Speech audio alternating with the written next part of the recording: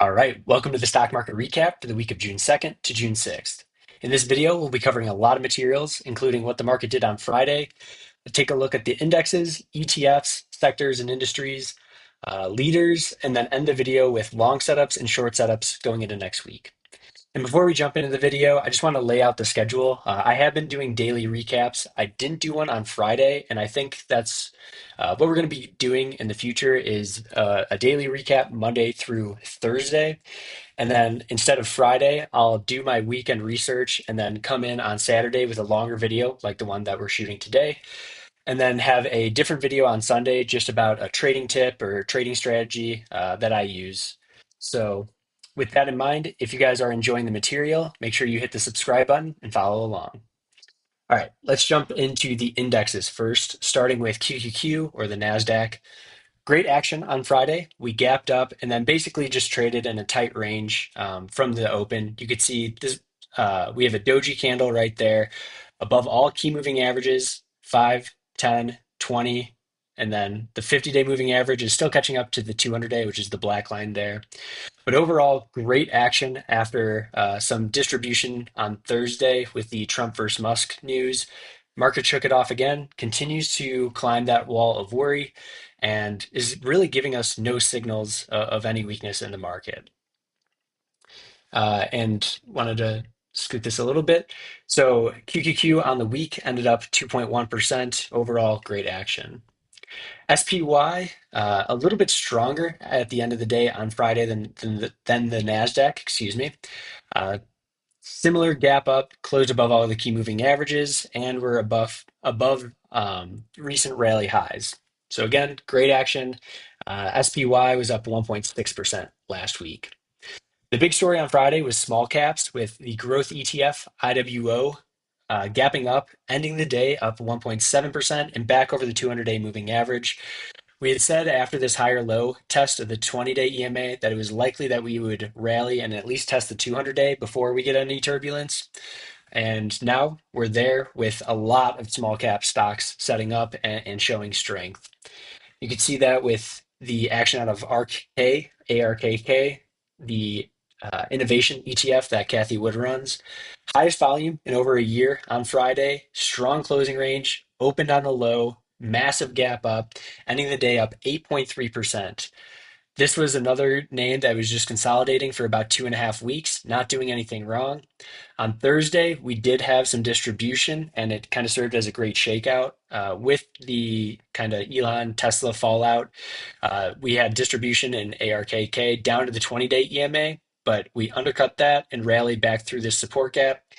And then on Friday, we got the strong action out of some smaller cap names, and ARKK took off, ending the week up 8.3%. Basically, the entire week's move was on Friday.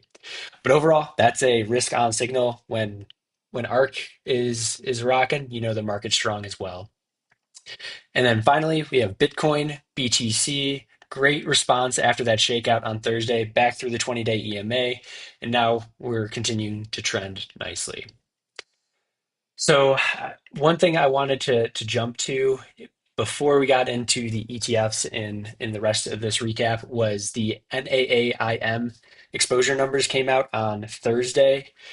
They measured that on Wednesday, and what we're looking for here is a jump over 95%.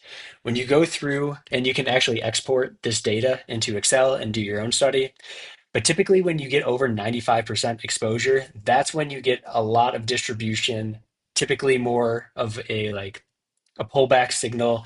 It doesn't mean that the pullback has to happen immediately, but it's basically showing that everyone that wants to be in the market is already in the market at that point, and you're really starting to get cautious at that exposure level. But unfortunately for the market, we went from 80 to 88. I started to get a little bit nervous. It wasn't at that 95% level, but getting up there.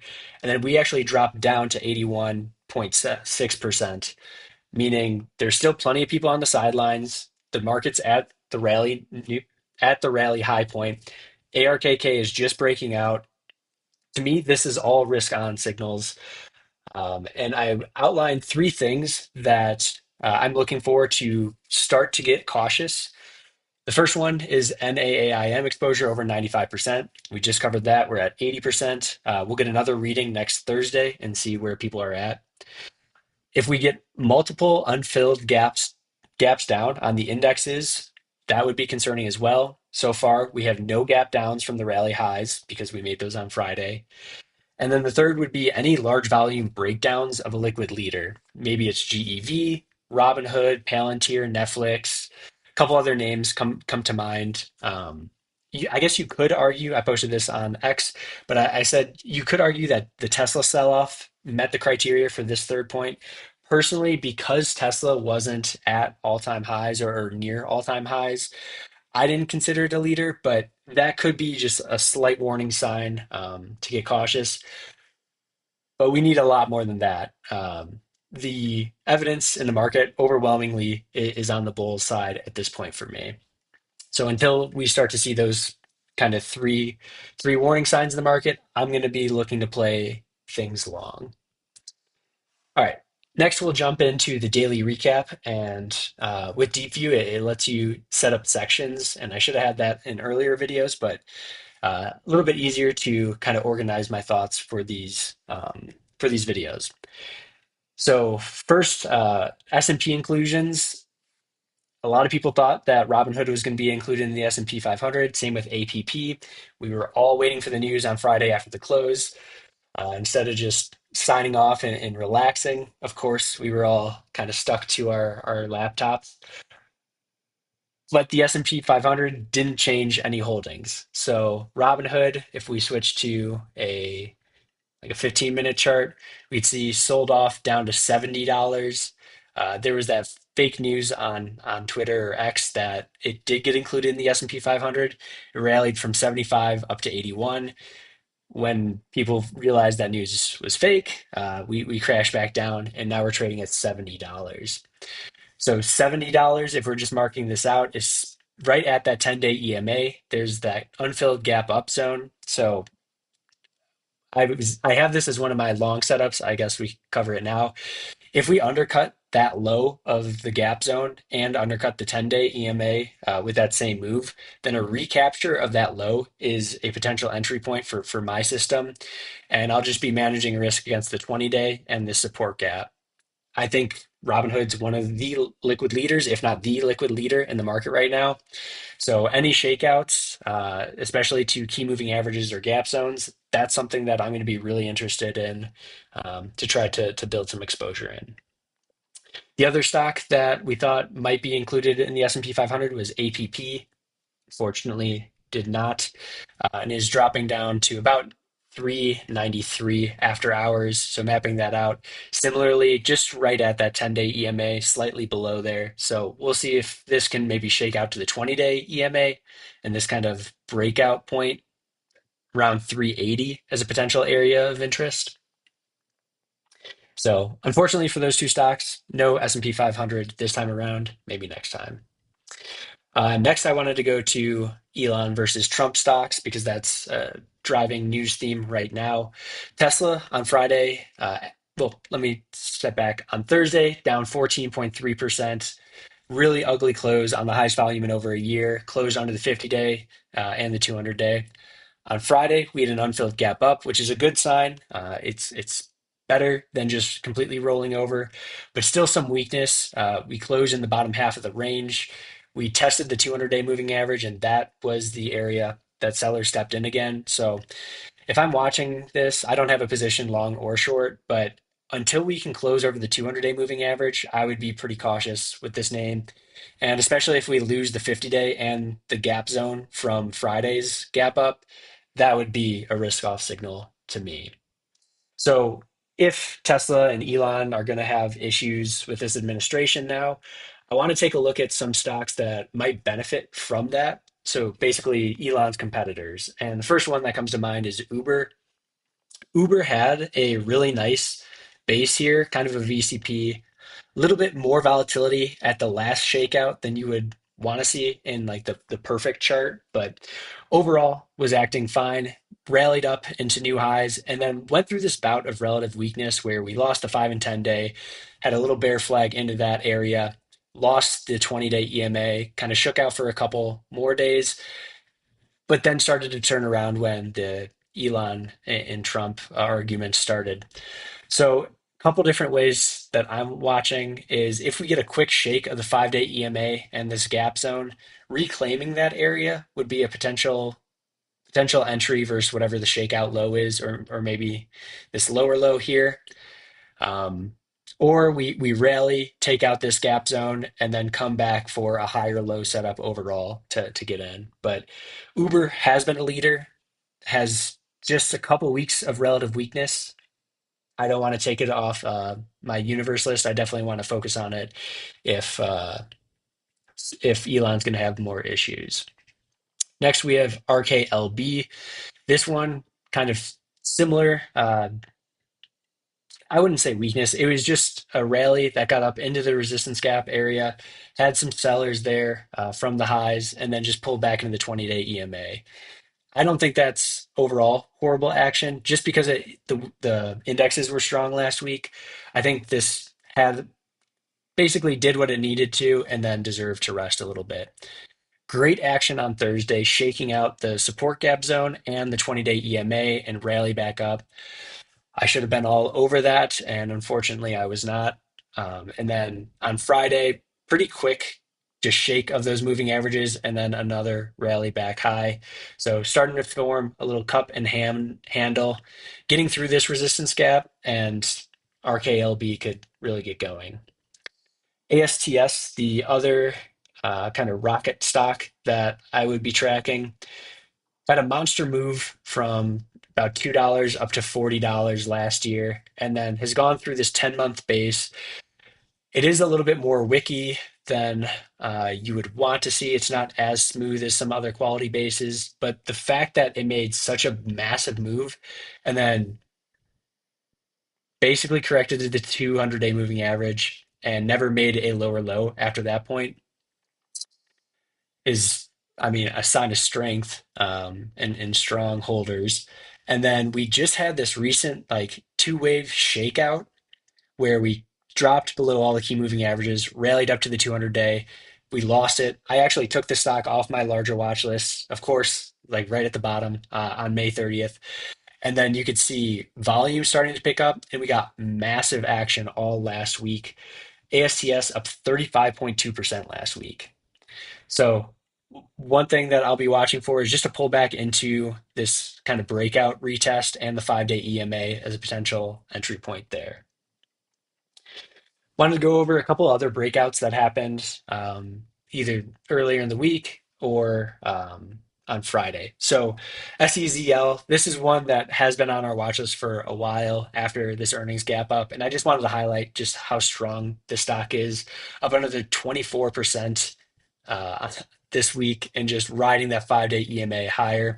Any corrective action came into the 10-day EMA, held a support gap, and then rocketed higher. And this is the type of action that you want to see out of the stocks that you own. PRCH, this was a name that I was really interested in at this HBC area on this day. You could see on May 20th, it broke out and just immediately fell apart. Ended up the day down 5%. I think it was up like 14%, 12%, something like that. So after that malfunction bar, it needed some time to kind of just sell off, rally, undercut the 20-day EMA and the previous bar's low, had a higher low into the 20-day EMA, and then gapped and went on Friday, ending the day up 16.4%, ending the week up 19%, and closing back over that HVC area. So really good chart to study overall of like what you need to see after a malfunction bar before you want to get interested in. Shake out, higher low, gap and go. QBTS, nice breakout on Friday, ending the day up 13.2%, ending the week basically up 14%. This is the leader in quantum in my eyes. That theme has been starting to get to pick up some strength. We had a pullback into the 10-day under the HVC, but reclaimed it the next day, higher low in that area, and then opened with a slight gap up, held the HVC, and then took off.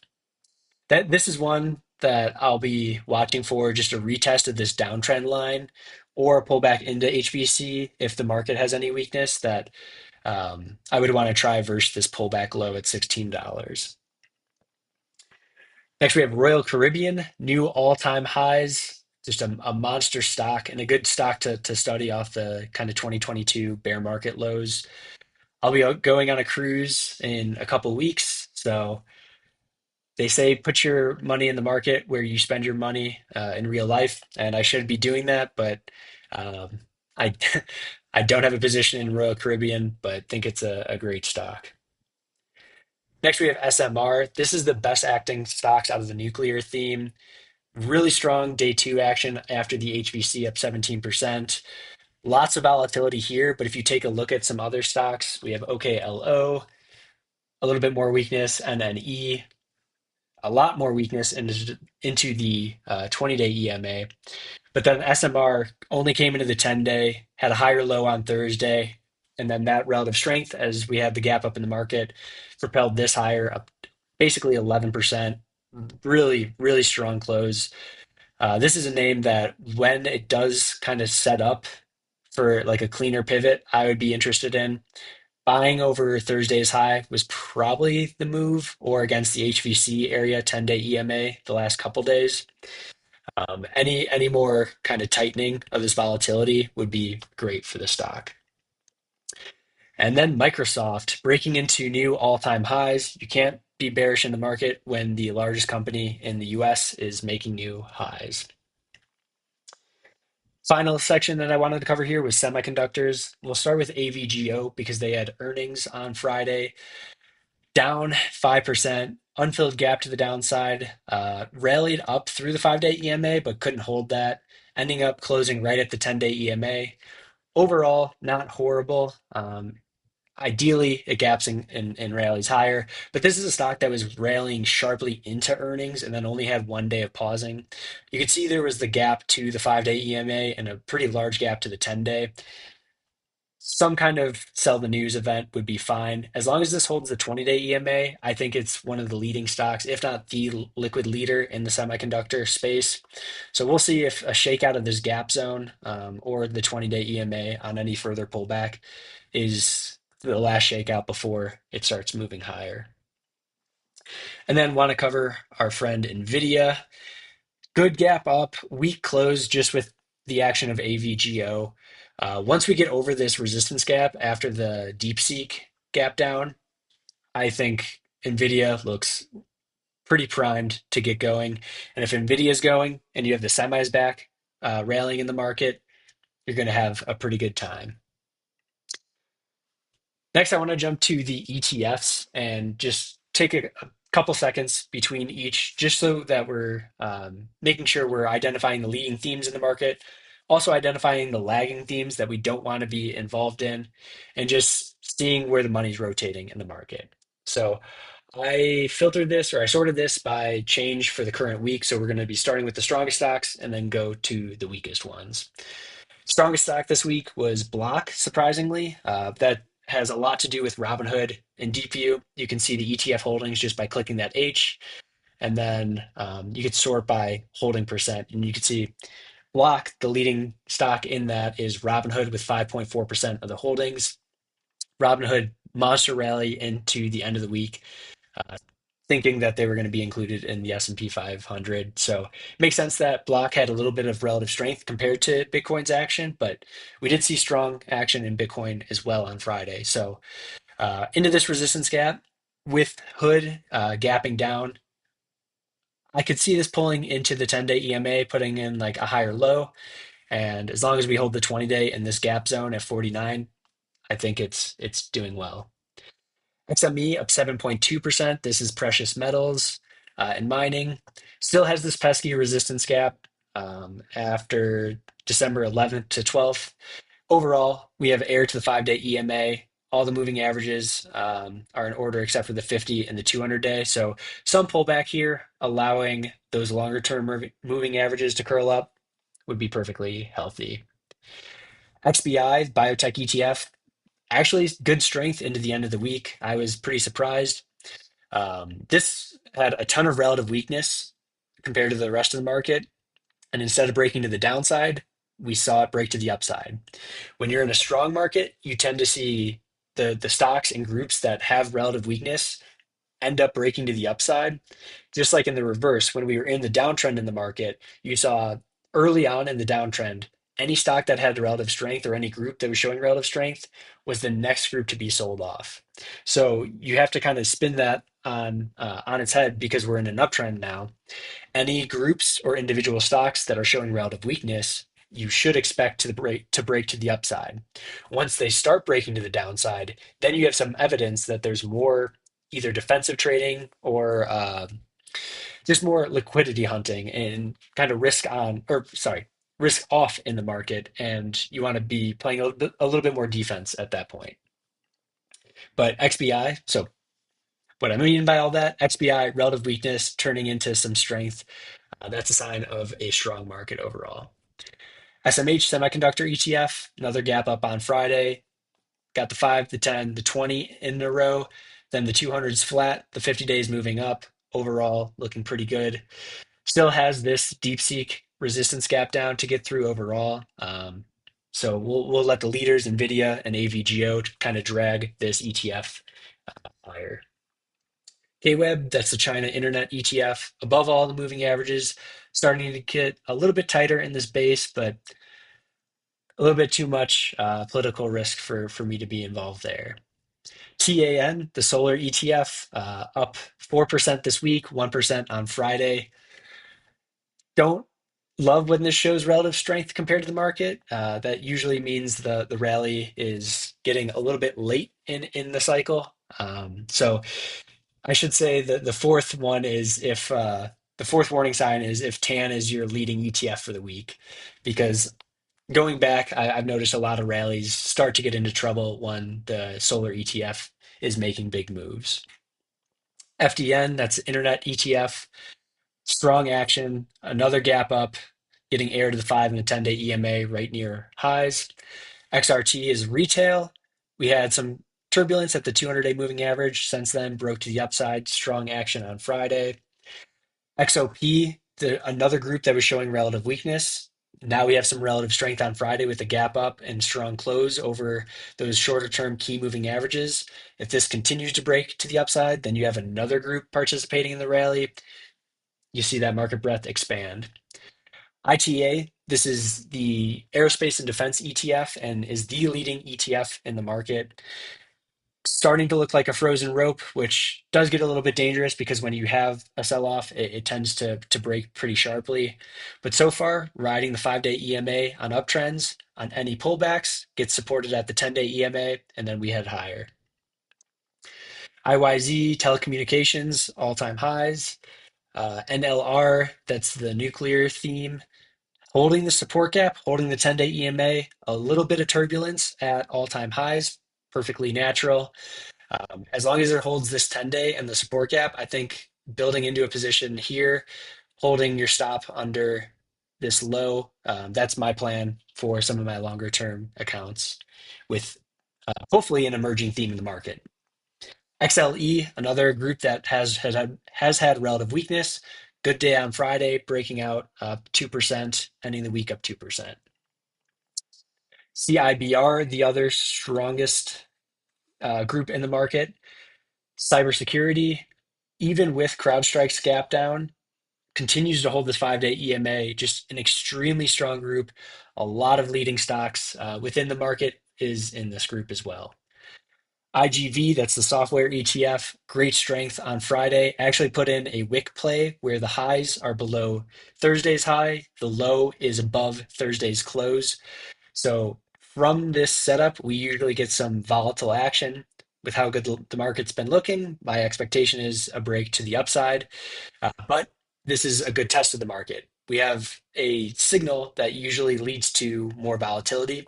We're going to get some feedback. Does it break to the upside? Is the market still strong? Or does it break to the downside? Are we getting a signal of weakness from the market? PEJ, that is the entertainment ETF over the key all moving averages. They're all in the right order except for the 200-day. Acting fine. Gold, a little bit of weakness. We had this unfilled gap down from the second to the third. So with Tuesday's gap down. Had a mini rally, actually made new highs on Thursday, but wasn't able to hold it, and then had some weakness on Friday into the 10-day. As long as it holds the 20-day in this gap zone, even the 50-day moving average at this point, I think the group's still strong.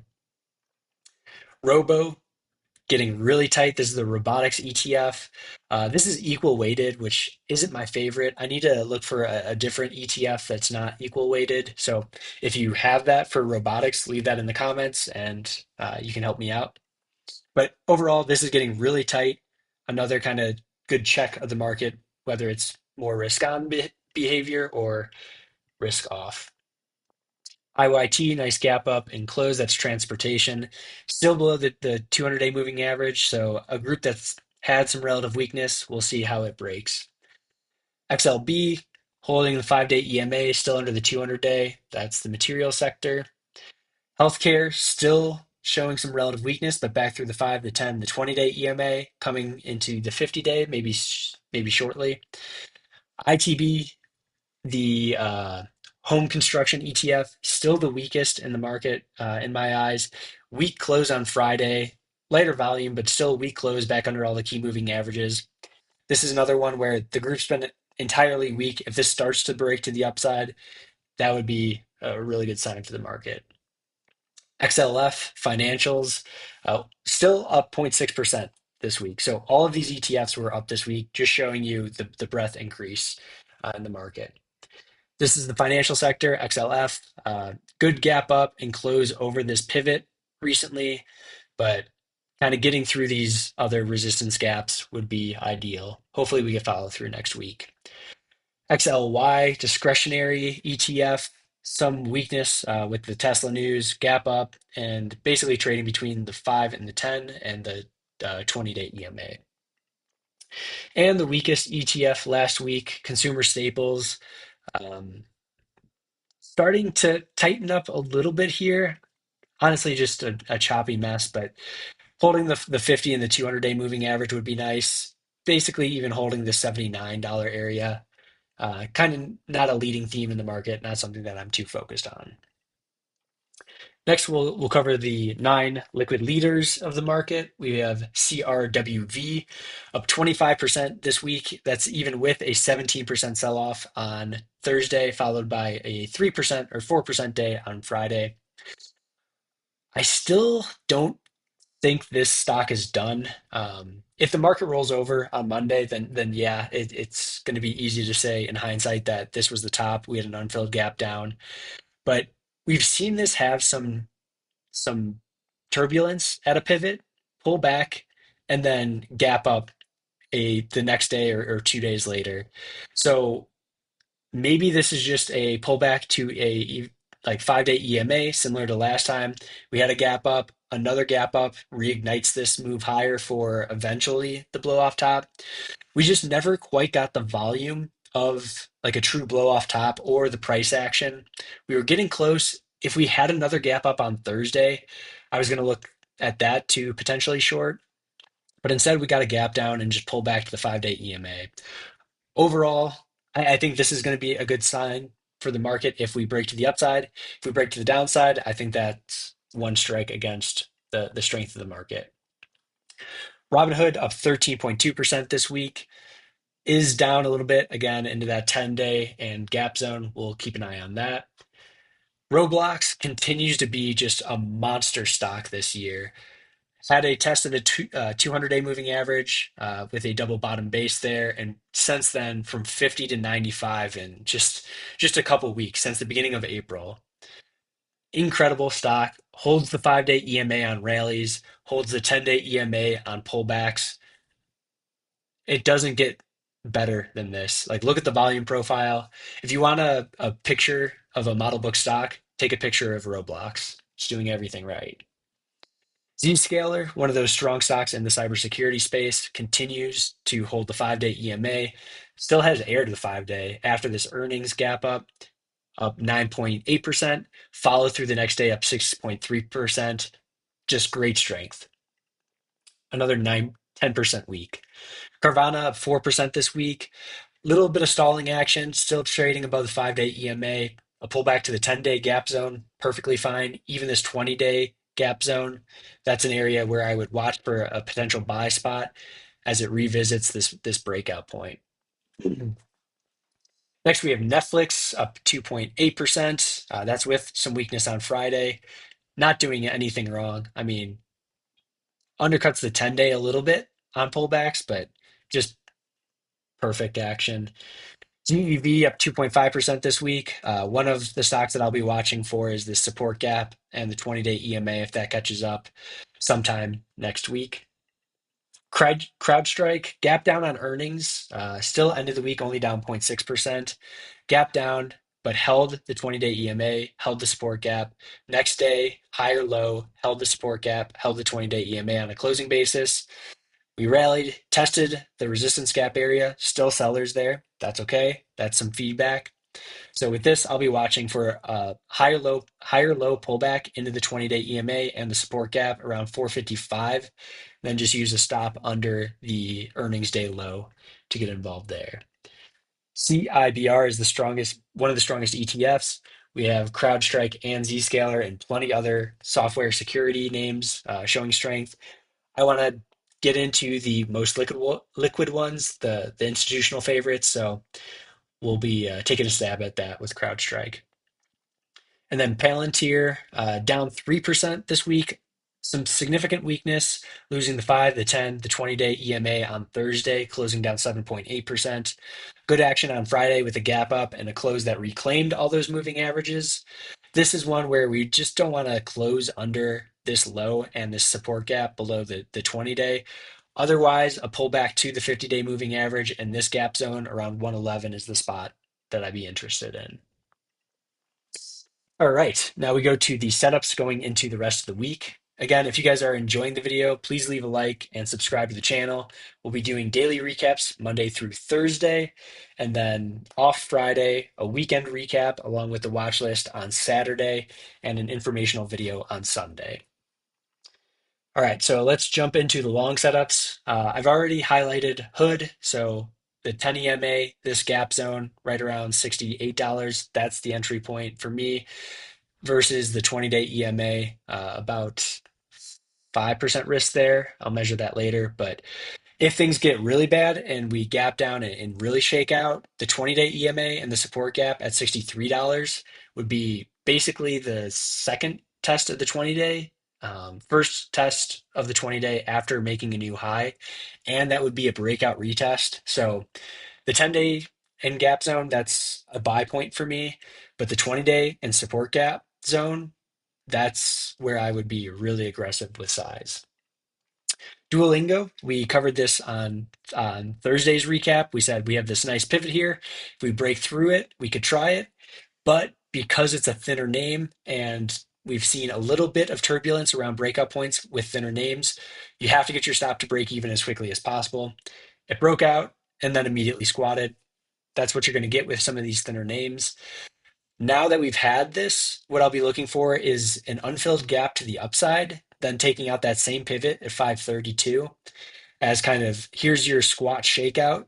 No one wants to carry a loss over to the weekend. And then on Monday, they rebuy it back. Or if we see weakness in the market, kind of a shakeout of this 20-day EMA, potentially this candle's low, and then just manage risk against the HVC from the earnings gap up. NRG, not doing anything wrong, just trading sideways after a monster day of 26% and good follow through up 4% on day 2. With this, looking for a retest of HVC, high volume close, and the 20-day EMA at 150, manage risk against that second day's low, 147.5. QBTS, we covered this already, just looking for a retest of the downtrend line on the backside or the HVC area 1660, managing risk against the 20-day EMA and this higher low. EVLV finally had a gap up, unfilled gap up, pushed through the 5 and 10-day EMAs, closed above the HVC, looking for a test of that gap zone versus the 20-day EMA on any market pullback. Spotify, this was up 7% this week. Great action overall. Would look for a breakout retest we have the breakout retest, undercut of the 10-day EMA, this gap zone at 672, and then the 20-day EMA as well. So right around that area is where I would want to manage my entry and then give my stop 1-2% on this name. Toast, we've covered this for a couple of sessions. Double bottom base, putting in the handle, undercuts the 20-day EMA, holds the support gap in HVC on that undercut, and then good action on Thursday, up 2%. Market was weak at the end of the day, so it did squat. And then we put in a wick play candle, again, where the highs on Friday are below the highs on Thursday, the lows on Friday are above the close on Friday. This is a consolidation pattern that usually signals a strong move in either direction, but typically to the upside. If we take out this resistance gap high, that would be the area that I'd be looking at, a break over Thursday's high. Or just because I know how Toast trades, if we get a shakeout of the 5-day EMA, the 10-day EMA, and the gap zone, and then reclaiming that area, that would be another spot that I could try this name. And personally, I have traded Toast better on undercut and rallies versus breakouts, but uh, different different ways to enter a stock. Uber, we covered with the Tesla trade already. BTSG, this is a thinner name, kind of similar with Duolingo, where if you buy the breakout just through Friday's high, or overall this resistance gap at 2450, if you buy the breakout, get your stop to break even or low a day, something where you can tighten up your risk right away, because this is either going to go and rip right away, or we're going to use that kind of pivot for liquidity. And the second it goes through, you're going to get resistance and sell off hard.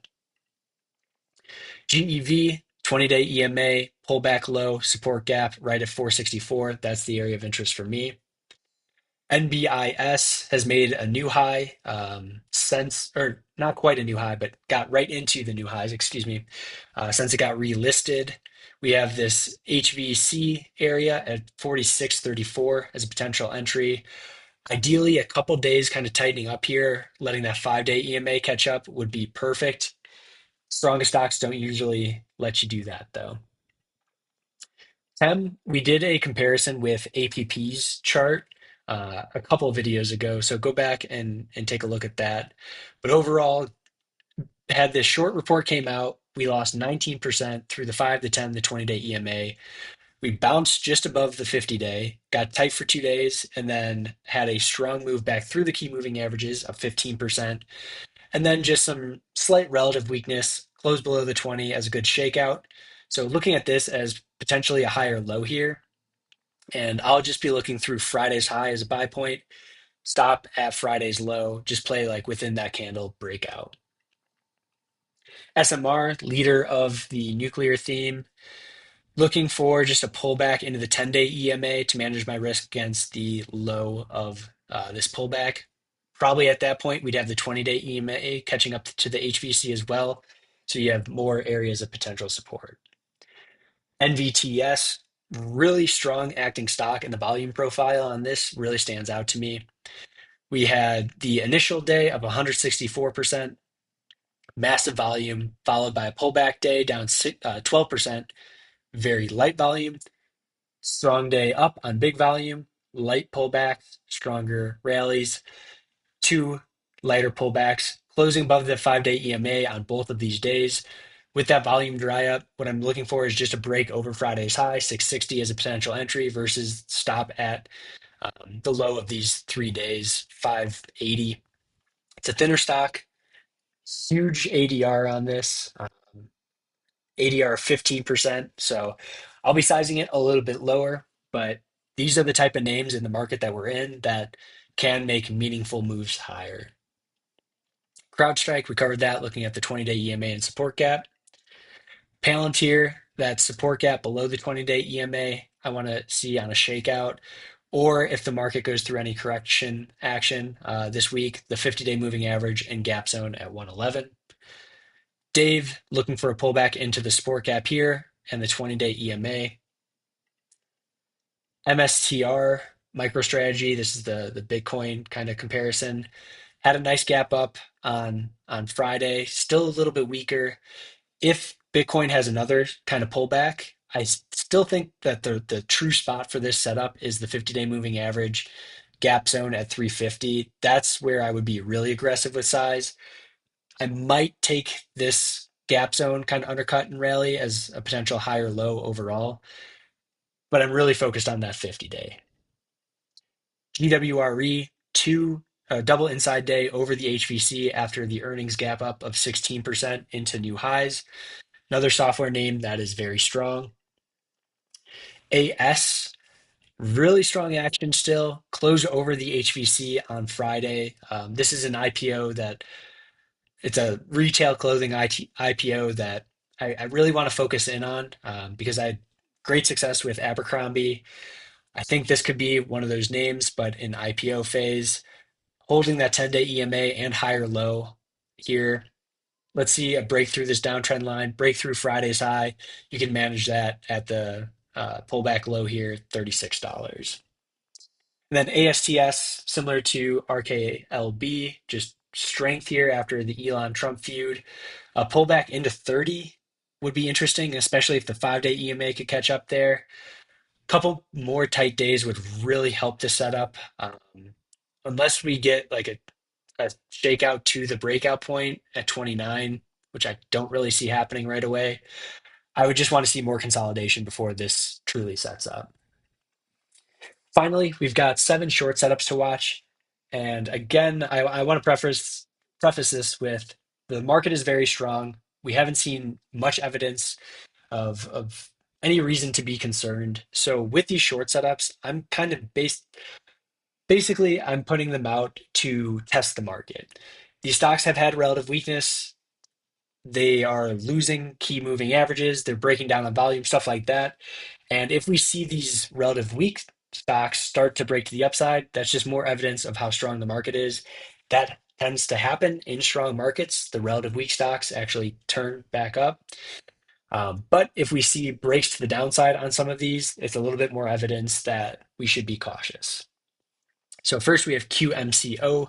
This is one of those quantum names that had just a massive move earlier. Actually, that was December, from $3 up to $90. Since then, many of the quantum names are back right near highs. QBTS is making new highs. This is nowhere near that. We have massive distribution, lower rally, distribution, lower rally into the 200-day distribution, and now we're right at this kind of platform. A breakthrough here, and I think the stock just falls apart. So I'll be looking for a break under Friday's low, break under $10 as my entry, and then just manage risk against like the 5-day. MMYT, this short triggered based on our watch list on Thursday. We had an uppercut of the resistance gap here. So that was the entry point versus the 200-day moving average and the recent high at 104. We closed weak. We ended the week down 1% while the market's strong. We're below all key moving averages. Lots of weakness on the right side of this chart. I covered in a Twitter post or X post that you could take a look at. If we lose this support gap, this is a stock that has made a massive move from 23 up to 120. So about a 5x there. Now that the 200-day is above us and moving flat, if this loses the support gap, I think we can have kind of like an Abercrombie sell-off in this name. Yeti, overall, just a weak stock under the 200-day moving average, potentially a lower high with this resistance gap, uppercut and fail. Tight action on Friday. It is above the 5, 10, and 20-day, but this is another one. If it breaks to the downside and starts to test the 50-day, this is an actual setup that had relative weakness that did break down. We're not seeing many of those. DFDV, this was one of my better trades this year, shorting this parabolic move. Now it's made a massive sell-off already from $52 down to 13. First rally day back up 32% on pretty good volume. We did kind of test this resistance gap and 10-day EMA. If this uppercuts and fails at that area, I'm a little tempted to short on like a VWAP failure. but I still think this probably rallies up a little bit more, puts in just a lower high overall in the setup, and then we get probably a better short $25 area as it unwinds a bit. End phase, this is the weakest of the solar names. And if you zoom out, it still has quite a bit to roll down. It's been in a stage four downtrend for a very long time. Does not mean that it's over yet. We've rallied into the 20-day EMA. That resistance gap failed again. Heavy volume distribution. End of the week down 0.5%, while TAN was the solar ETF was up 4%. So just looking for a break through the lows here as a potential short to keep your stop above today's high. That'll touch that 20-day EMA probably in the next day. CEP, I did short this. I took it off on Friday just because the market's acting so strong with the small cap names that I don't want to hold exposure, short exposure overnight until I've got like big profit cushion. So took this off for an okay win on Thursday's short. But this is one where if it breaks to the long side, I mean, this is a really nice high tight flag setup that it's in the speculative market. Speculative names go way further than you expect. So a gap up, taking out this gap zone at $45, that could really get this going to the upside. I do not want to be shorting on strength. Want to be shorting this on weakness. We have the 20-day EMA and support gap right here, an unfilled gap down or a gap down that rallies up and then loses the VWAP, that would be my short entry versus the high on Friday. And then Upstart, this is another name that has been weak. Just getting back to the 200-day moving average now. We've got previous high, we have a resistance gap, we have the 200-day EMA, lots of people watching this area for a potential breakout. And because we're in a strong market, chances are this does break to the upside. And this is, you could say, like an inverse head and shoulders, whatever you want to call it. But we have a clear pivot here with clear selling action so far. If we break through that zone, chances are it does continue to rally. But if we either gap up and lose it, or if we rally through and then quickly lose it, lose that area, I mean, the $55 area, that would be a short versus whatever the rally high would be. So keeping a tight 1 to 2% stop. And then you're talking about a spot that all eyes were on and people used it for liquidity and sold it off. That would be so kind of long or short setup at that point, but that's a key area of interest for me. That's going to be the market recap for the week. Again, June 2nd to June 6th. I'll be doing these daily recaps every Monday, Tuesday, Wednesday, and Thursday. On Friday, we'll take a day off, do a full week recap like we did in this video, and then have a fun video on Sunday just on a different educational topic around trading.